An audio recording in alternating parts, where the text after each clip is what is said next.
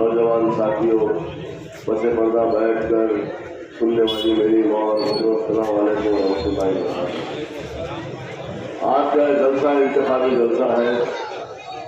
इस जलसे को मुनक्कद करने का मंशा और मकसद यही है कि आपको बतलाया जाए कि हालात किस तरफ जा रहे हैं।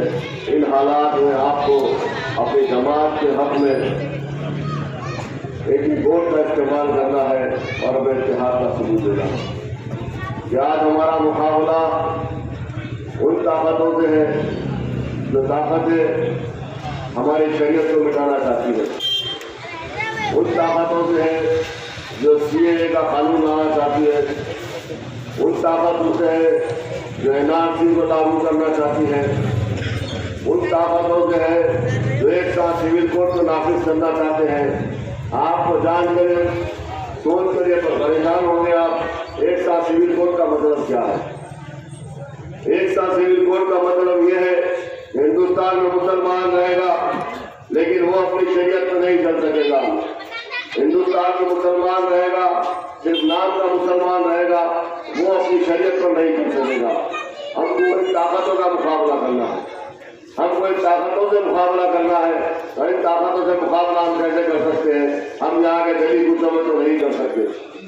हमको इन ताकतों का मुकाबला ऐवान असेंबली में करना पड़ता है, इन ताकतों का मुकाबला ऐवान पार्लियामेंट में करना पड़ता है, इन ताकतों का मुकाबला बलदिया में करना पड़ता है। इस चीज को समझो मेरे भाई। फखरे मिल्लत ने भी यही कहा था, उस दौर में फखरे मिल्लत ने कहा था मुसलमानों तुम्हें डरने घबराने की जरूरत नहीं है। मेरे नौजवानों सुन लो, क्योंकि मस्जिद के तारीख से आप लोग वाकिफ नहीं है। आज आपको चकाचौंध नजर आ रहा है हर तरफ। इस मौक़िफ़ पे आने के लिए आपके मेरे आबो अजदाद ने क्या क्या कुर्बानी नहीं दी। आपके मेरे आबो अजदाद ने अपनी जानो माल की कुर्बानी दी, पूरे पसीने से इस जमात को सींचा। फखरे मिल्लत ने क्या कहा था? ऐ मुसलमानों तुम्हें डरने घबराने की जरूरत नहीं है। हिंदुस्तान का दस्तूर हमको इस बात की इजाजत देता है कि हम इस दस्तूर के तहत अपनी सियासी जमात को कायम कर सकते हैं।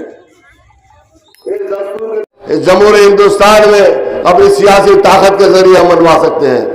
वो दूरंदेश क़यादत थी, आज आप देखिए क्या नहीं हो रहा है। हर जगह पर कोई बात आती है सबसे पहले हमारे ऊपर आती है बला। ये लोग चाहते हैं डरा धमका कर हमको कमजोर कर दे, ये लोग चाहते हैं कि हमको बुज़दिल बना दे, ये लोग चाहते हैं कि हम अपने घरों में डर कर बैठ जाए। आज इनको यही अच्छा नहीं लगता। फखरे मिल्लत की आवाज पर आपके मेरे आबा अजदाद ने अपने कहा, इत्तेहाद का सबूत दिया, तो आज मजलिस इत्तेहाद मुस्लिमीन हिंदुस्तान के मुसलमानों का मरकज सियासी बन गई। आज सारे हिंदुस्तान के मुसलमान हैदराबाद की तरफ नजर लगाए हुए रहते हैं। ये सोचते हैं कि यहाँ से क्या फैसला होता है और क्या करने के लिए कहा जाता है। और आज ना सिर्फ मुसलमान बल्कि तमाम ये फिरका परस्त ताकतें, ये कांग्रेस, ये बीजेपी, आरएसएस, विश्व हिंदू परिषद, सारे के सारे इधर नजर रखते हैं कि अगर उनका मुकाबला कोई कर सकती है तो मजलिस इत्तेहाद मुस्तक़बिल कर सकती है। अगर उनका कोई मुंह तोड़ जवाब दे सकते हैं तो आपके मेरे खाए बारिश इंसाफ कर सकते हैं। ये चीज इनको अच्छी नहीं लगती।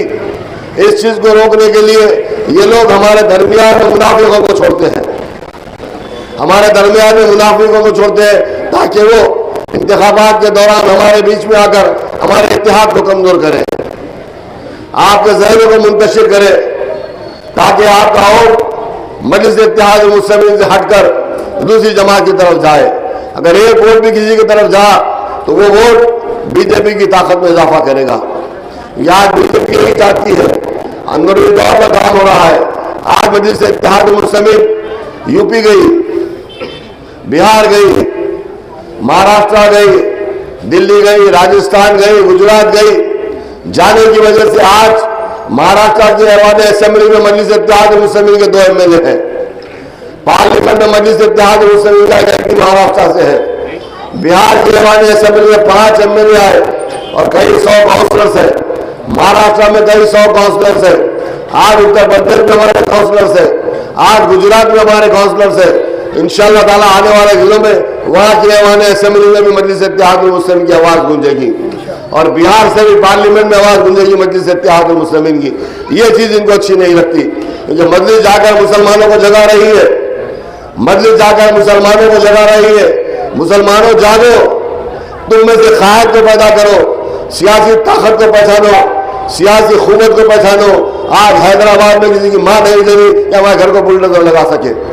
आज उत्तर प्रदेश में हमारी क़यादत नहीं है, सियासी जमात नहीं है, वहां पर मकानों पर बुलडोजर चला दिया जाता है, वहां पर कई नौजवानों को जेलों में डाल दिया जाता है जिसका पुरसाने हाल कोई नहीं है। ये चीज इनको अच्छी नहीं लगती। अगर मजलिस इत्तेहाद मुस्लिमीन वहां मजबूत हो जाएगी, वहां पर जमात मजबूत हो जाएगी, तो उनकी आंखों में आंख डालकर बात करने के लिए मजलिस इत्तेहाद मुस्लिमीन के कायदीन खड़े हो जाएंगे। ना सिर्फ मुसलमानों को बल्कि अपने दलित भाइयों को हम जगा रहे हैं, हम आदिवासी भाइयों को जगा रहे हैं, मजलूमों को जगा रहे हैं। हम तो यही कह रहे हैं कि आज हिंदुस्तान में तुम्हारी आबादी 80% है, तुम्हारी आबादी 80% है, 2-3% के बराबर आज हिंदुस्तान में हुकूमत कर रहे हैं, तुम्हारे सिर्फ वोट के लिए इस्तेमाल कर रहे हैं। बाद में इंतखाबात के बाद तुम्हें फेंक दिया जाता है, पलट कर तुम्हारे तरफ कोई नहीं देखते। मजलिस इत्तेहाद मुस्लिमीन और आपके मेरे कायद ये चाहते हैं हिंदुस्तान का प्राइम मिनिस्टर दलित हो। अगर ये दलित आदिवासी ये तमाम लोग मिल जाए मुसलमान, यकीनन हिंदुस्तान का प्राइम मिनिस्टर दलित होगा, हिंदुस्तान का डिफेंस मिनिस्टर आदिवासी होगा, हिंदुस्तान का फाइनेंस मिनिस्टर दलित होगा।